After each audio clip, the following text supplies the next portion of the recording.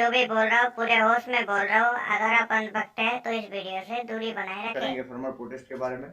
हम इस वीडियो में फार्मर प्रोटेस्ट को बिल्कुल डिस्कशन करेंगे और अंत में अपना सरकार सितंबर 2020 में एग्रीकल्चर एक्ट 2020 लेके आई।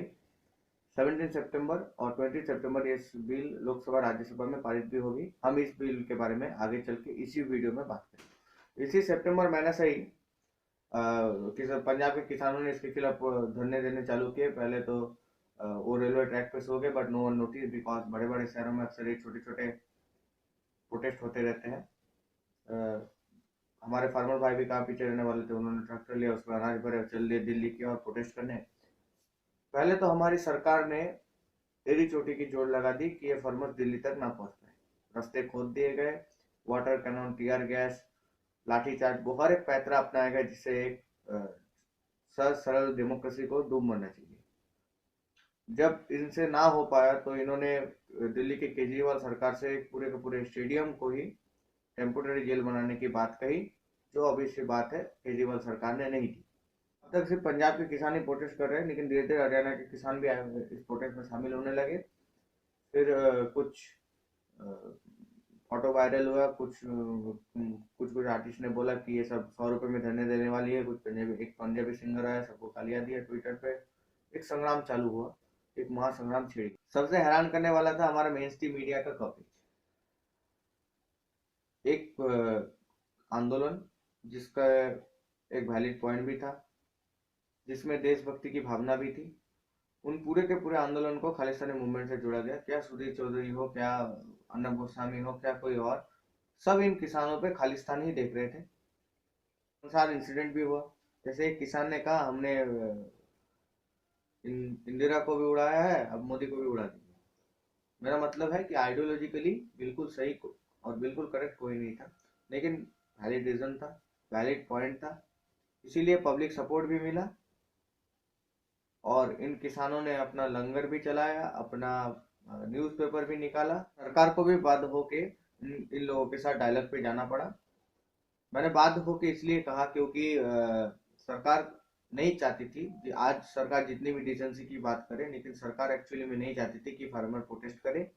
को पब्लिक का सपोर्ट मिल ही रहा था, तो उन लोगों ने सोचा कि 26 जनवरी गणतंत्र दिवस के दिन एक रैली निकाले, ट्रैक्टर रैली।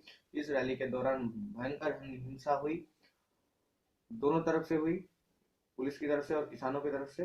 फिर उन्होंने अपना जो खलसा झंडा है उसको लाल किले में लहरा दिया। इसी से सारे विवाद चालू हुए, पब्लिक का सपोर्ट धीरे धीरे कमने लगा, किसानों का खुद का भी मनोबल टूटने लगा।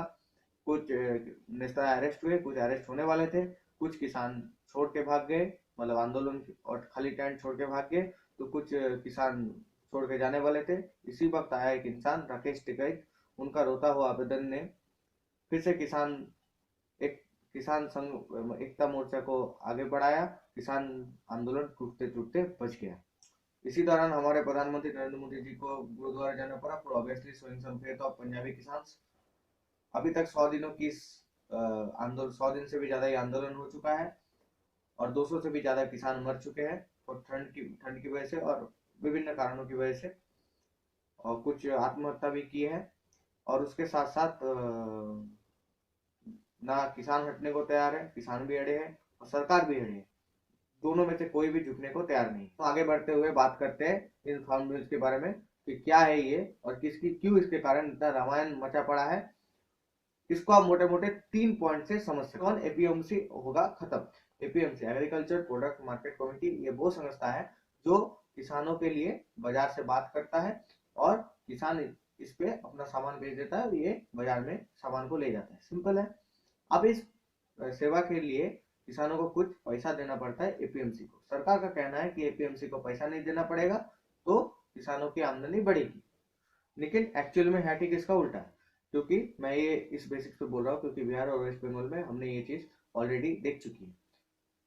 जब बिहार से और वेस्ट बंगाल से यहाँ पर से एपीएमसी हटा, उसके बाद से आज तक किसानों का सिर्फ बेड़ागर्दी हुआ है। क्योंकि पहले तो प्राइवेट सेक्टर अच्छे दाम में आपसे फसल खरीदेगी और धीरे धीरे जब एपीएमसी खत्म हो जाएगा तब ये प्राइवेट कंपनियां अपनी मनमर्जियां चलाएगी, जो ऑलरेडी हमें बिहार में देखने को मिल रहा है। Number 2, MSP minimum support price. ये प्राइस है जो किसानों के साथ सरकार को जुड़े रखता है। मतलब अगर कुछ नहीं हुआ तो सरकार एमएसपी दे के फसल को खरीदेगी, जो हमारे पास रेशन दुकान से फिर हमारे पास आती है। अब सरकार क्या कर रही है, सरकार किसानों के साथ अपने ये संबंध को तोड़ रहा है। मतलब एमएसपी अगर खारिज होगी और अगर ये बिल स्टेबल हो गया तो इसका मतलब ये होगा कि सरकार अब किसानों से जुड़े मामले में अपना कोई भी स्टैंड नहीं लेगी, अपना हाथ खड़ा। Number 3, non essential goods. अब तक हमने जो पढ़ा, हमने जो जाना, वो सिर्फ और सिर्फ किसानों पे लागू होता है। लेकिन ये वो पॉइंट है जिस पे हमें भी डरना चाहिए, क्योंकि हमारी जो गवर्नमेंट है वो फूड्स को नॉन एसेंशियल गुड्स के कैटेगरी में रखना चाहता है, जो हमारे लिए कहीं से कहीं तक फायदेमंद नहीं है, क्योंकि इसकी वजह से प्राइवेट कंपनियां जितनी चाहे अनाज स्टोर कर पाएगी और इसकी वजह से कीमतों में बड़ी भयंकर बढ़त आएगी। एक पॉइंट है, अगर किसानों के साथ कोई प्राइवेट कंपनियां डील करता है और बाद में वो डील से मुकर जाता है तो अ, हमारे फार्मर्स कोर्ट नहीं जा सकते, उनको कलेक्टर के पास ही इसको सुलझाना होगा।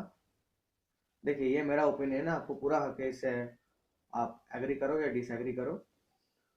देखिए अगर आप इस देश में कोई वैलिड रीजन के कारण प्रोटेस्ट करते हो तो आपको एंटी नेशनल, टुकड़े टुकड़े गैंग, खालिस्तानी समर्थन, कुछ भी बोला जा सकता है। और ये डेमोक्रेसी और डेमोक्रेटिकल स्ट्रक्चर के लिए कहीं से कहीं तक मतलब अच्छा नहीं है और बेहद ही खतरनाक है। मीडिया जिस तरह से झुक चुका है, सुप्रीम कोर्ट जिस तरह से अंधाधुंध फेवर कर रहा है, ये सच में सोचने की बात है।